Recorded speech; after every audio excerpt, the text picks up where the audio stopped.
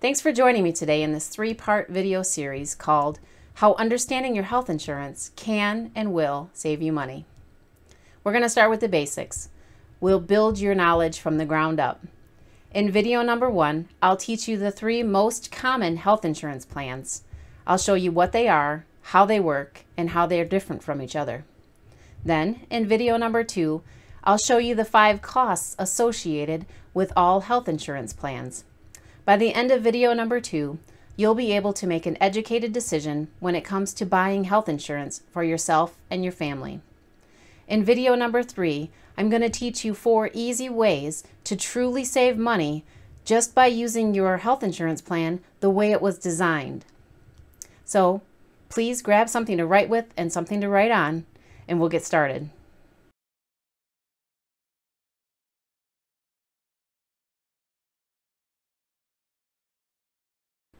In this video, we're going to be covering the 3 most common health plans. I'm going to teach you what they are, how they work, and how they're different from each other. I'm also going to tell you the single most important question that you can ask before scheduling any doctor's appointment. All right, let's get started.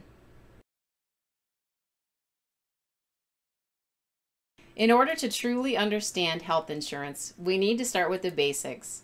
I'll be referring to insurance carriers and networks throughout this video series. When I'm talking about insurance carriers, I'm talking about the insurance companies who hold the contracts and pay the claims. The contracts that the insurance carriers hold may be directly with you. They may be with your employer because you get your health insurance through work. The insurance companies also hold contracts with doctors and facilities like hospitals and labs and pharmacies, and that's where the term networks come in. A little bit more about insurance carriers. You have large national carriers like Blue Cross Blue Shield, United Healthcare, Cigna, Anthem. You also have larger regional players like Kaiser, and then to name a few local, I am in Michigan, and I can think of Blue Care Network, Health Alliance Plan, Priority Health. I know Ohio has Medical Mutual of Ohio. Those are just a few that I can name off the top of my head. So let's get back to networks. On a high level, the contract between the insurance companies and the doctors and facilities basically states that the doctors will accept a certain amount of money for every service that they provide in exchange for the insurance companies sending their members to the contracted doctors. We'll talk more about this throughout the series, but I just wanted to get you familiar with the terms insurance carrier and network. Now I'm going to move on to the 3 most common health insurance plans.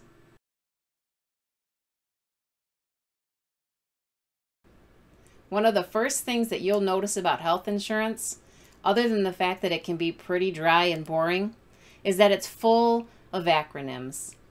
And here are 3 to prove my point. These are the 3 most common health insurance plans. We have HMO, which stands for Health Maintenance Organization, PPO, which stands for Preferred Provider Organization, and POS. No, this does not stand for what you think it does. It stands for Point of Service. I'm going to break each one of these down on a high level and discuss how the plans work based on network utilization and pricing. We'll start with the HMO.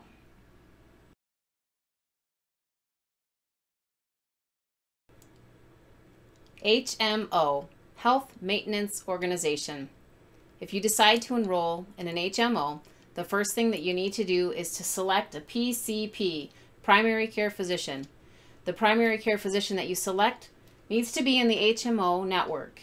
Your insurance company is going to have several different networks. Always be sure you're selecting from the HMO network. If you do not choose your own primary care physician, the insurance company will assign you one. It's a very good idea to find out who that is before you have any services done. HMOs are what's called managed care, which means that all of your care starts right here in your primary care physician's office. If your primary care physician cannot perform a service that you need done, like lab work or diagnostic testing, they'll give you what's called a referral to see a specialist. It's a good idea to make sure that the specialist that they refer you to, or the facility that they refer you to, is in the HMO network as well. Now, if you have a life-threatening emergency, you need to treat it like a life-threatening emergency and go to the nearest emergency room. But all other care starts right here with your primary care physician. Not all insurance carriers will require you to get a referral to see a specialist, but most do, so it's a really good practice to get into. HMOs are all about network. You want to be sure that you stay in the HMO network to make sure that your claims get paid, because if you go out of the network, your claims will not be paid. So as a recap, enroll in your HMO. Be sure to select a primary care physician from the HMO network. If you don't, they will. Before you see anyone, be sure you know who your PCP is. Get a referral for any specialists. If you have an emergency, go to the emergency room. In network only, out of network, definitely not. Claims will not be paid. Next, we're going to talk about PPOs, Preferred Provider Organizations. PPO, Preferred Provider Organization. With a PPO, you can see whomever you'd like. You can choose to see an in-network doctor or an out-of-network doctor. You're no longer restricted to stay in-network like you are with an HMO. It's more cost-effective for you to stay in-network. If you'll recall, earlier in the video, we talked about how doctors that are in your insurance company's networks are under contract to accept a set amount for all of their services that they provide. That is not the case with the out-of-network doctors, because they're not under contract with your insurance carrier. They may accept your insurance, but that doesn't mean that they participate in the network. Another way that it's more cost-effective for you to stay in network is by plan design. Your insurance carrier will incentivize you to stay in network with having lower deductibles and coinsurance and out-of-pocket maximums if you choose an in-network doctor. If you go out of network, these doctors are not under contract, so they may choose to do what's called balance bill. What they'll do is they will bill your insurance company. Your insurance company will pay them what they feel is a fair value for the services that they provided. Then if this out-of-network doctor decides that that's not enough, they can send you an invoice for the remaining amount. So it's more cost-effective to stay in network, to avoid balance billing, to get lower deductibles, lower coinsurance, and lower out-of-pocket maximums.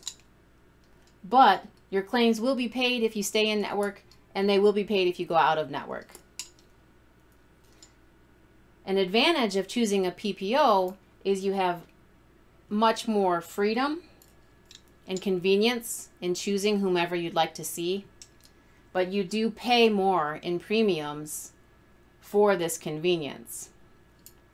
So as a recap, in a PPO, you can see whomever you'd like. It's more cost effective to stay in network than it is to go out of network for several different reasons, but you're going to pay more than you would if you chose to enroll in a health maintenance organization plan. Next, we'll talk about POS, point of service plans.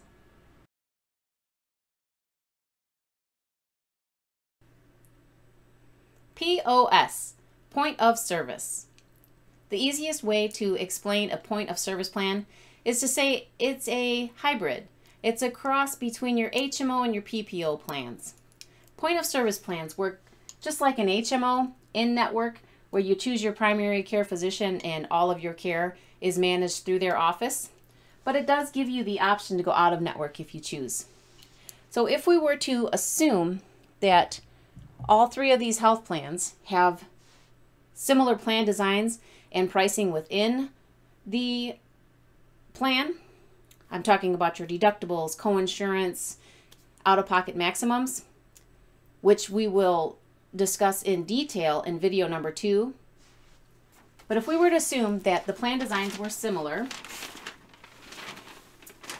and we compared the three plans side by side according to network accessibility and pricing, the HMO would come in with the lowest price tag, the lowest monthly premium, due to the fact that it's in-network care only and it's managed care. Your point of service would fall somewhere between in lines of pricing because it is still managed care with the more restrictive in-network, but it does give you the option to go out of network. And your PPO plan, because it is the most convenient, open access, and allows you to see whoever you'd like, it's going to come with the highest monthly premium. So now that we've discussed networks in depth, I'd like to share with you the most important question that you should be asking before making any doctor's appointments. And that is to ask if your doctor is a participant in your insurance company's network. Don't ask them if they accept your insurance, because if you'll recall in the PPO segment earlier in this video, we talked about how some doctors will accept your insurance but still balance bill you because they're not in the network. So the question is, do you participate with whoever your insurance company is? I hope you found this video helpful. If you have any other topics that you would like me to teach you, please leave a comment below. Share this with your friends so that they can make educated decisions too. Please sign up to be notified when video number 2 is available in a couple days, and I'll make sure that you know. So thanks for watching, and we'll see you soon in video number 2.